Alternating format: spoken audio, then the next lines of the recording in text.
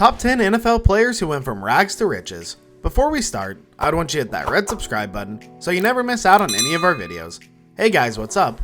Welcome back to SporTastic. Here are the top 10 NFL players who went from rags to riches. Number 10, Devonta Freeman, running back, Atlanta Falcons. Atlanta's 4th round pick in the 2014 draft grew up in Pork and Beans projects, which he considers to be the toughest neighborhood in Florida. You never know what you're going to get in Pork and Beans, said the running back. Freeman and his family often went to bed hungry. His mother worked in a warehouse for minimum wage, so Freeman had to work 3 jobs to help his family. That hard work paid off this past spring when the Falcons drafted him.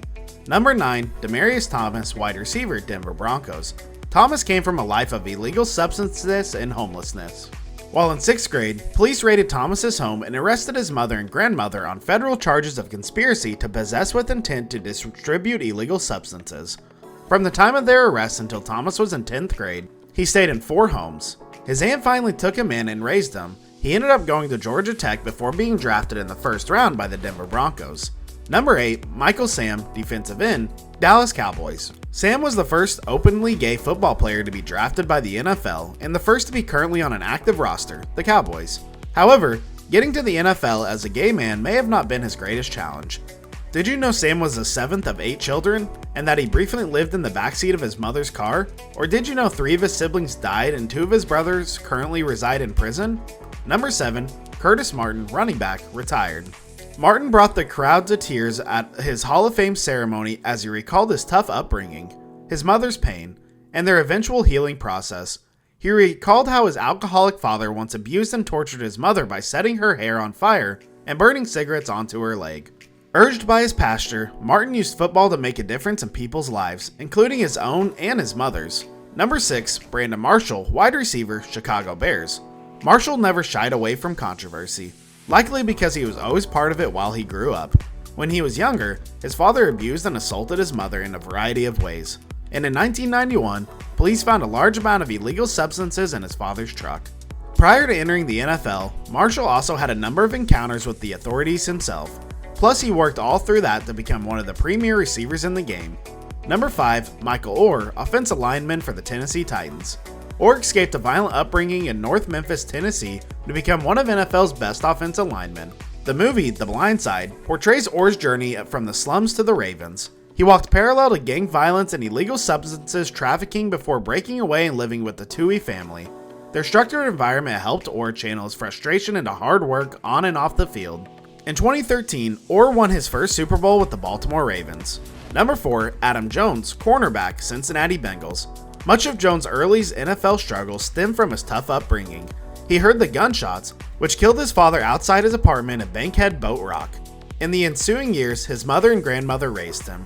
When he entered the NFL, Jones carried a lot of baggage, and it was only 2 years that a judge ordered him to pay $11.65 million in compensatory damages for his role in a shooting outside of a Las Vegas strip club. Since then, he's turned his life around, often speaking to rookies about how not to live a similar life. Number 3, Darnell Dockett, defensive end, Arizona Cardinals. When Dockett was younger, he became more familiar with death and shoplifting than football. At the age of 13, Dockett returned home one day to find his mother dead. She was killed in execution style from a gunshot wound to the head. His father died of pancreatic cancer. As he worked his way through college, poor grades and the perception of being a shoplifter caused teams to shy away from the defensive standout. But the Cardinals took a chance and were eventually rewarded on and off the field by the 2004 3rd round pick. Number 2, Jimmy Graham, tight end, New Orleans Saints. Graham is now worth $21 million guaranteed, but at one point, he believes he was only worth $98. That is how much his father refused to pay his mother for child support each month. Because he refused to pay, the father dropped Graham off at social services, and Graham's mother eventually surrendered her son to the state.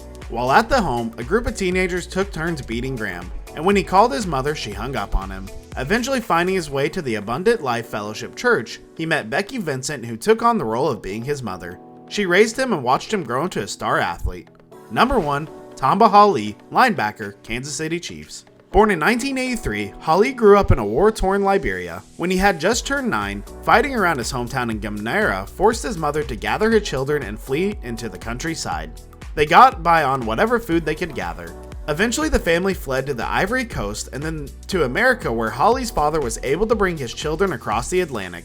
Because the United States only granted the children visas, his mother stayed on the Ivory Coast. In 2006, when Holly became a citizen, he finally brought his mother to America. This brings us to the end of our video. I hope you enjoyed it. Hit like if you did, and don't forget to subscribe to the channel so that you never miss any of our videos in the future. Also, watch the next two videos that are on your screen because I'm sure you'll love them. With that, I'll see you in the next video.